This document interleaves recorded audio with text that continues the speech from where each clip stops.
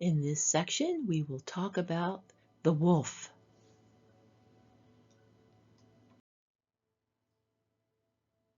The wolf is also known as the gray wolf or Canis lupus, and it's the largest member of the canine family. The wolf is native to Eurasia and North America, and they're known as the most specialized canine for cooperative game hunting.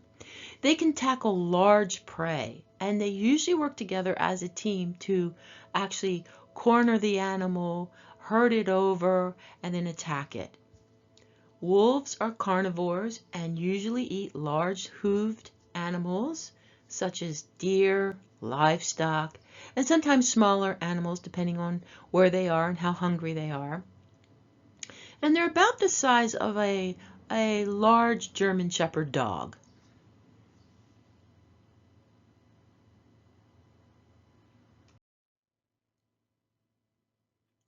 Wolves travel in nuclear families, and this is mated pairs and their offspring.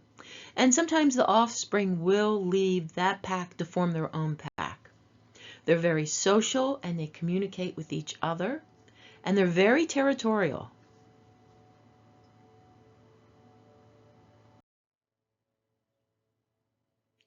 Wolves mate for life, so this symbolizes loyalty and family and a special bond.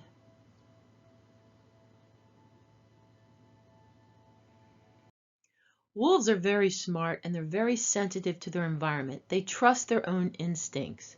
So this is a reminder for us to be aware of our surroundings and trust our own intuition.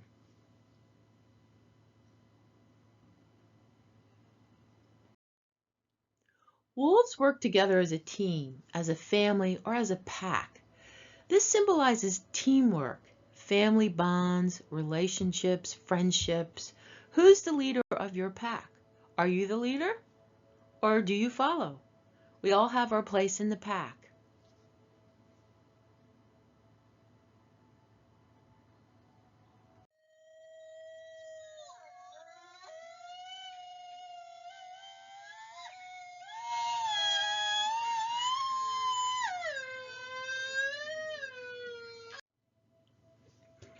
Wolves howl at the moon, so they are a symbol of the moon, its magic and its mysteries.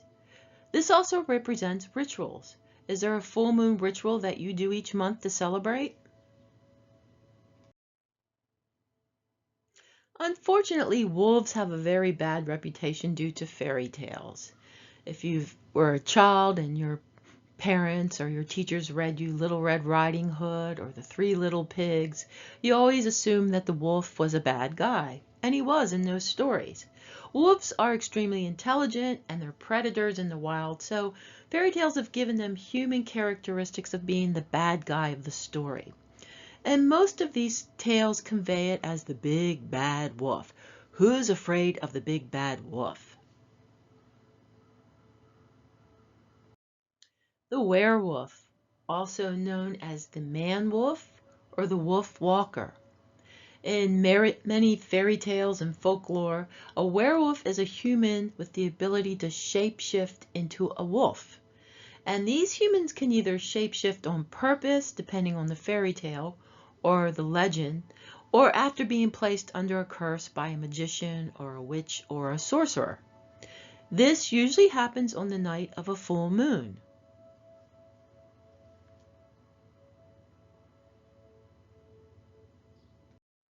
As I said, they do have a bad reputation due to fairy tales and things like that. And in the past, in North America and Europe, the phrase "a wolf knocking at the door" symbolized the fear of hunger and starvation. In modern times, it means that maybe the rent and the bills are due, and those that want their money are knocking at the door or calling us on the phone.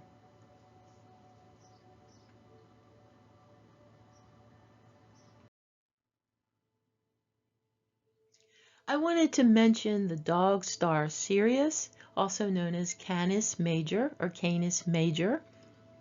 Sirius is the brightest star in our sky, and the Egyptians and the Dogon tribe believed that this was the home of the gods. In ancient China, the star was identified as Heavenly Wolf. Ancient civilizations and indigenous people all over the world have associated this star with dogs or wolves, and it's believed that this was the original home of our teachers.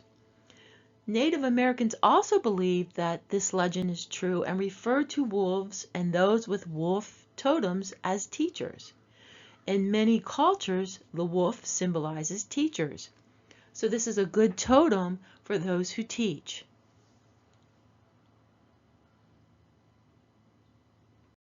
Most people are terrified of wolves thanks to fairy tales and other fables and misinformation. There really have only been 6 documented unprovoked attacks causing injury to humans by wolves in North America. And 21 of these attacks are believed to be related to wolves which have been fed by humans. Domestic dogs kill more people per year than wolves. Now, I'm not saying go up, run up and pet a wild wolf or go up to it and start dancing or anything, but just saying that they don't really attack humans every day like they do in fairy tales. I just wanted to touch a little bit on a controversial subject, the wolf-dog hybrids. These are animals that are part wolf and part domestic dog. And dogs and wolves can breed together. They're both part of the canine family. People who breed these may find that each litter may be a little bit unpredictable. Some of them might be aggressive or untamable, very territorial.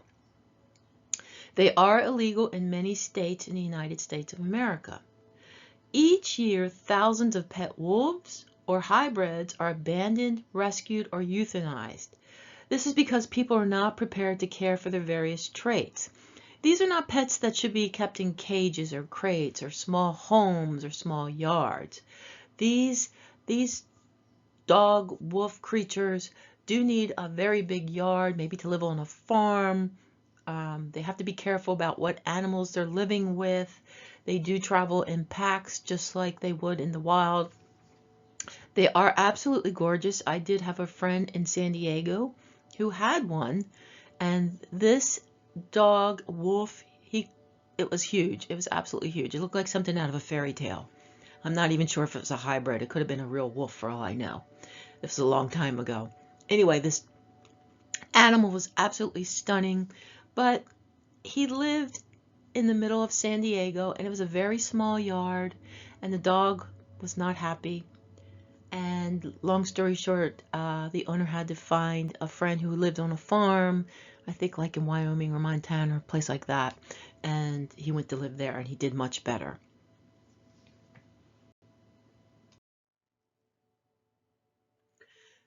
There is a wonderful gray wolf sanctuary and educational facility called Wolf Hollow, not too far from where I live, here in Ipswich, Massachusetts. It's also known as the North American Wolf Foundation. And this place has educational shows, for lack of a better word. It's not a show where the wolves do tricks or anything like that. It's basically the people that work there and own it will come out with the wolves, and the wolves are behind a big fence. You can't interact with them by petting them or playing with them, but you're pretty close to them. There's a fence that divides you to protect everybody. They're very docile with the people that work there, and these people will feed them and play with them and talk about them and talk about their traits and their characteristics and how the sanctuary operates and things like that. It's very wonderful. It's a great place to take your children if you want them to learn about wolves and the ecosystem and environmental things. And they had to change a few things since COVID pandemic. It used to be that you could just buy a ticket and go for one of their shows, and now you have to jump through a few more hoops to get in there, but it's well worth it.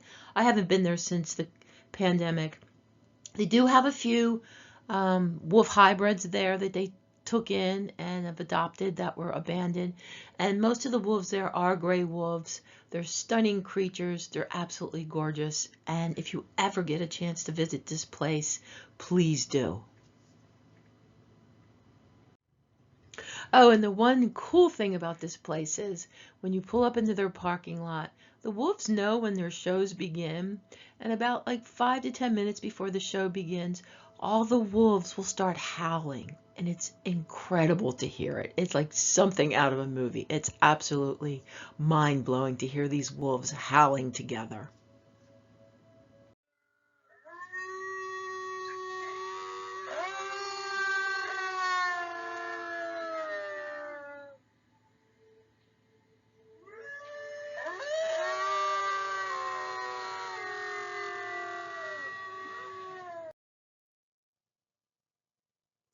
In this section, we will talk about tree spirits and dryads.